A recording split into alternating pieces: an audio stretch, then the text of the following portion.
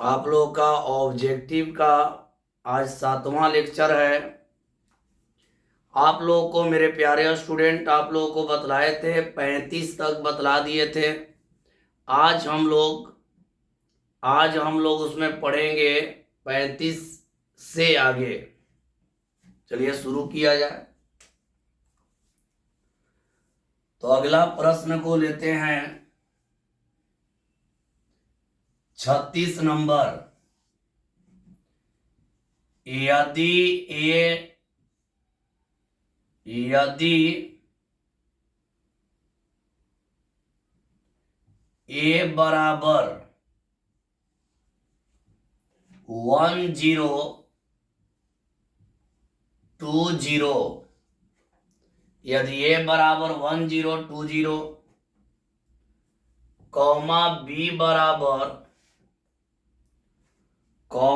B बराबर 00112,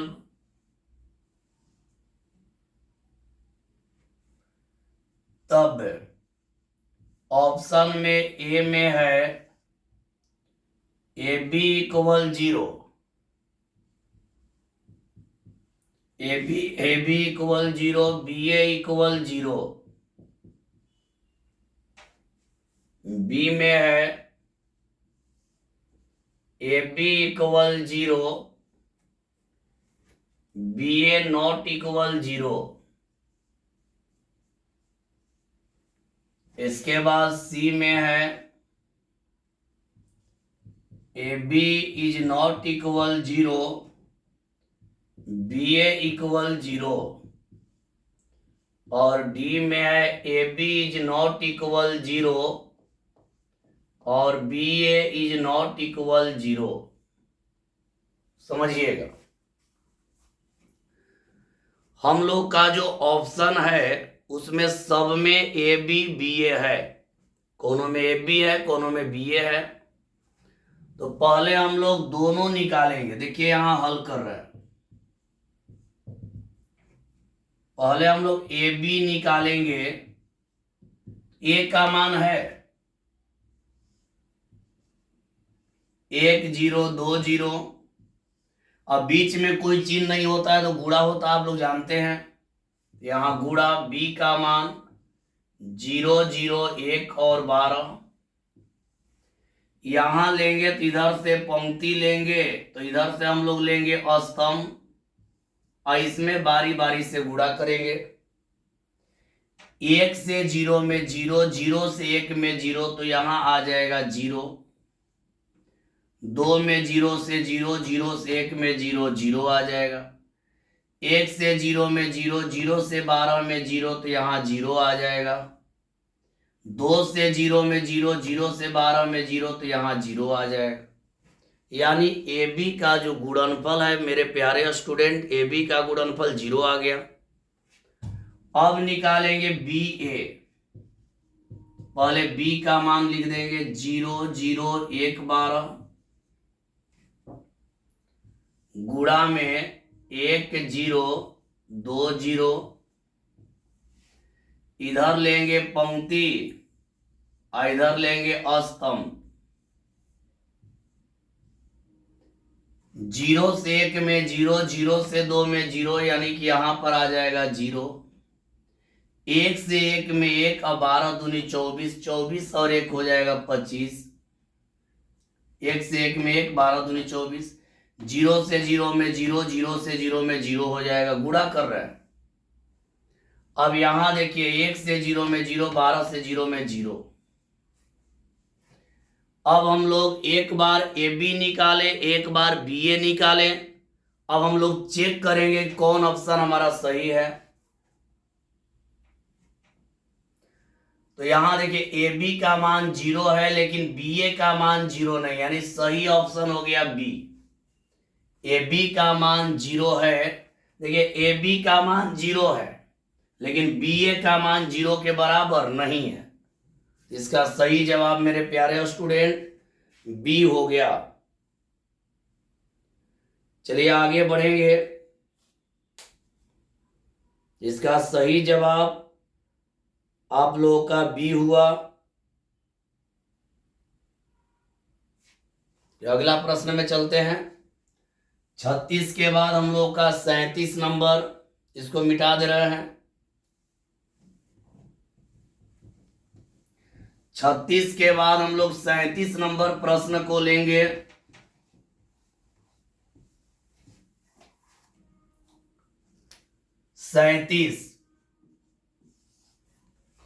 सैतीस में है, यदि 5 के प्लस 2 के प्लस 1 -2 इक्वल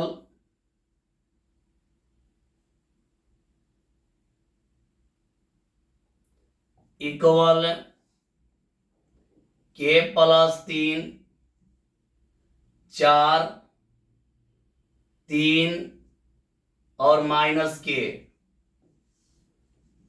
तो के बराबर, तो के का मान होगा, के का मान होगा,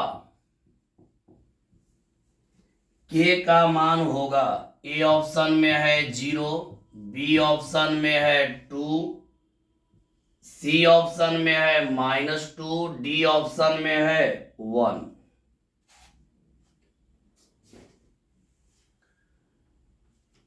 बीच में जब भी बराबर आता है तो हम लोग तुलना कर देते हैं। तो यहां हम लोग देखेंगे कि बीच में बराबर हम लोग का है, तो कोई एक लेकर तुलना कर दीजिए, इसका ही तुलना इससे कर दीजिए। तो माइनस माइनस कट गया, -2 बराबर माइनस के हो गया, माइनस माइनस कट गया, के का मान हो गया 2। अब कोई भी लेकर तुलना करिएगा तो के का मान यही आएगा। तुलना कर दिए, के का मान निकल गया। चलिए आगे बढ़ते हैं 38 नंबर में। अगला प्रश्न होगा 38 नंबर।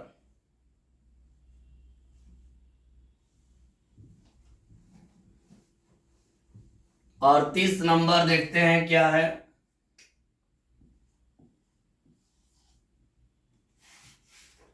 और 30 में है, यदि अवयव x plus 3 2x 6y equal 7 8 6 3, तब a का मान होगा x बराबर 4 y बराबर 3, b का मान होगा x बराबर 3 y बराबर 4, c का मान होगा x बराबर 0 y बराबर 0 और d का मान होगा नन।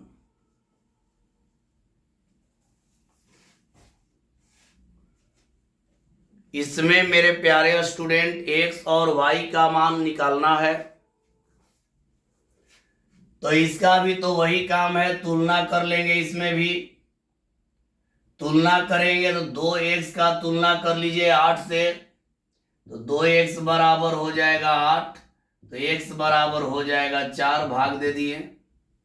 और y का तुलना कर लीजिए इससे, तो y बराबर हो जाएगा 3, यानी x बराबर 4 y बराबर 3। सही जवाब ए, इसका सही जवाब हो गया ए। चलिए आगे बढ़ते हैं और अगला प्रश्न में चलते हैं।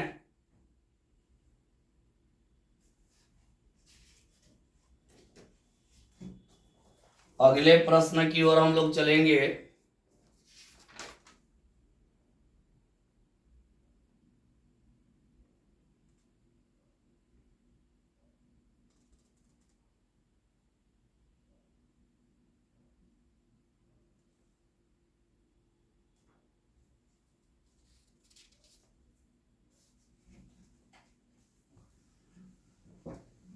अगला प्रश्न को लेते हैं 39 नंबर।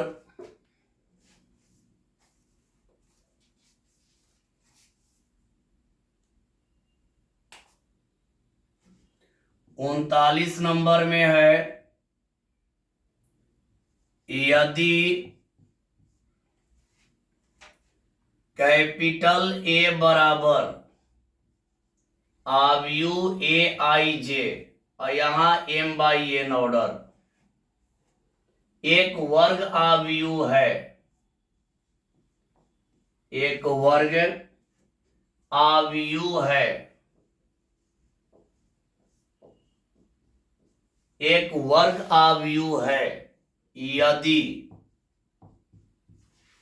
यदि ए ऑप्शन में है m लेस n, बी में है m ग्रेटर n, सी में है m इक्वल n और डी में है नन। मेरे प्यारे स्टूडेंट ध्यान से सुनिएगा, वर्ग आव्यूह का पहचान होता है, वर्ग आव्यूह का पहचान होता है कि पंक्तियों की संख्या बराबर स्तंभों की संख्या, पंक्तियों की संख्या बराबर स्तंभों की संख्या। तो यहां हम लोग देख रहे हैं पंक्ति का जगह लिया है m, स्तंभ के जगह लिया n, तो यहां पंक्तियों की संख्या हो जाएगा m, स्तंभों की संख्या हो जाएगा n। इसका करेक्ट जवाब हो गया सी। वर्ग आव्यूह में पंक्तियों की संख्या स्तंभों की संख्या आपस में बराबर होता है, इसका सही जवाब हो गया सी। चलिए आगे बढ़ते हैं 40 नंबर में। 40 नंबर प्रश्न को हम लोग देखेंगे।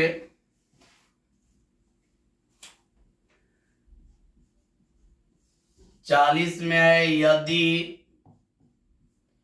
कैपिटल ए बराबर ए आई जे m बाई n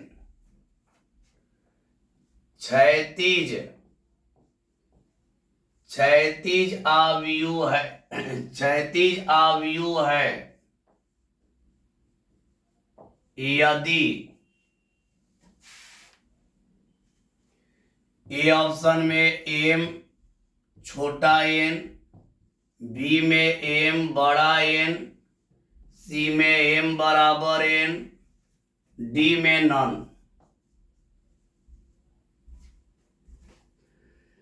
अब यहां मेरे प्यारे स्टूडेंट ध्यान से समझेंगे, हम लोग क्षैतिज आव्यूह के बारे में जानेंगे।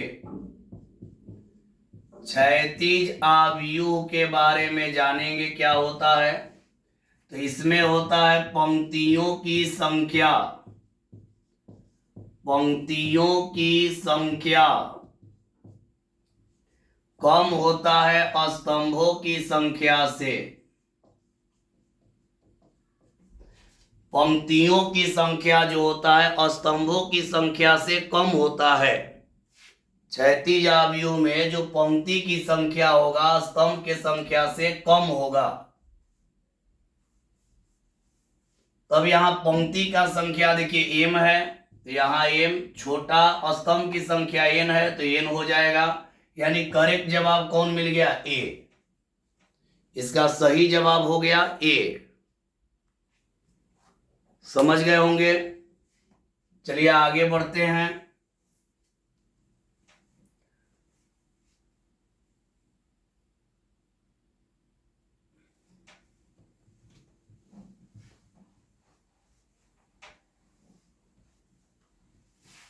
इकतालीस नंबर यदि ए बराबर ए आई जे m इंटू n उदग्र आव्यूह है,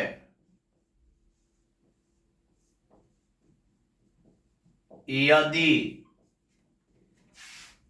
ए ऑप्शन में है m छोटा n, बी ऑप्शन में है m बड़ा n और सी में है m बराबर n, और डी में है नॉन। अब यहां समझिए उदग्र आव्यूह का मतलब आप लोग जान लीजिए। उदग्र आव्यूह क्या मतलब आप लोग प्रकार में पढ़े हैं, वर्ग आव्यूह, क्षैतिज आव्यूह, उदग्र आव्यूह। उदग्र आव्यूह का मतलब होता है पंक्तियों की संख्या, पंक्तियों की संख्या ज्यादा होगा स्तंभों की संख्या से। तो देखिए पंक्ति की संख्या m है और स्तंभ की संख्या n है, इससे ज्यादा होगा, यानी करेक्ट जवाब हो गया बी। करेक्ट जवाब इसका हो गया मेरे प्यारे स्टूडेंट बी। चलिए आगे बढ़ते हैं, एक और प्रश्न को लेते हैं।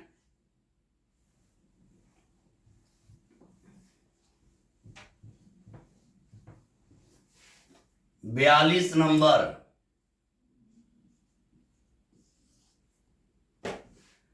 आव्यूह है।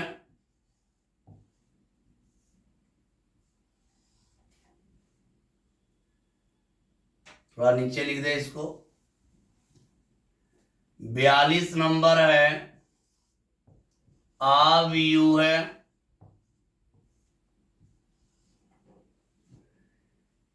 एक दो तीन, 0 2 4 5 6 -5 का अनुरेख, अनुरेख इसका अंग्रेजी होता है ट्रेस। अनुरेख का अंग्रेजी होता है ट्रेस। का अनुरेख यानी ट्रेस का मान होगा, का मान होगा। यहां ए ऑप्शन में है 8, बी ऑप्शन में है -2, सी ऑप्शन में है 2 और डी ऑप्शन में है नॉन। अब मेरे प्यारे स्टूडेंट एक बात यहां पर ध्यान से सुनिएगा आप लोग बढ़िया से। अनुरेख का अंग्रेजी होता है ट्रेस, अनुरेख का अंग्रेजी होता है ट्रेस। और ट्रेस होता क्या है जानिए। अनुरेख का अंग्रेजी होता है ट्रेस, और ट्रेस क्या है जानिए। ट्रेस होता है मुख्य विकर्ण के, मुख्य विकर्ण के सभी सदस्यों का,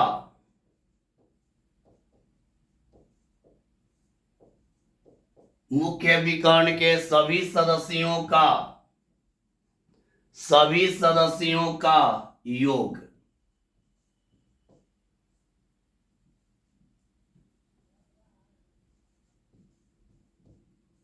देखिए ट्रेस क्या होता है। ट्रेस होता क्या है आप लोग बढ़िया समझिएगा। ट्रेस होता है मुख्य विकर्ण के सभी सदस्यों का योग, यानी मुख्य विकर्ण के सभी सदस्य का जब योग करेंगे यानी जोड़ेंगे तो उसको हम लोग ट्रेस कहेंगे। तो यहां देखिए मुख्य विकर्ण हम लोग का यही है। अब इसको जोड़ लेंगे।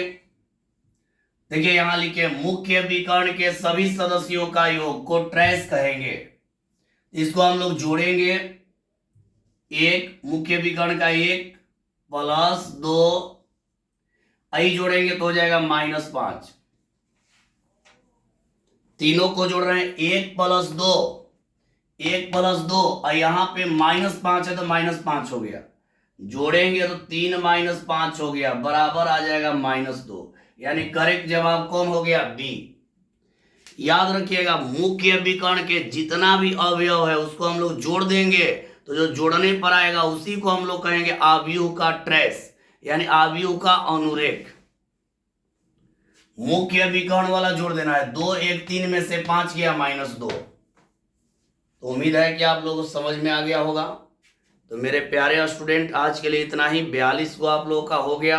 आप लोगों को बोले हैं कि एक चैप्टर पर 100 ऑब्जेक्टिव करवाएंगे तो करवाएंगे, जो बोला गया है वो किया जाएगा। आप लोगों को बोले हैं कि एक चैप्टर पर 100 ऑब्जेक्टिव होगा तो होगा।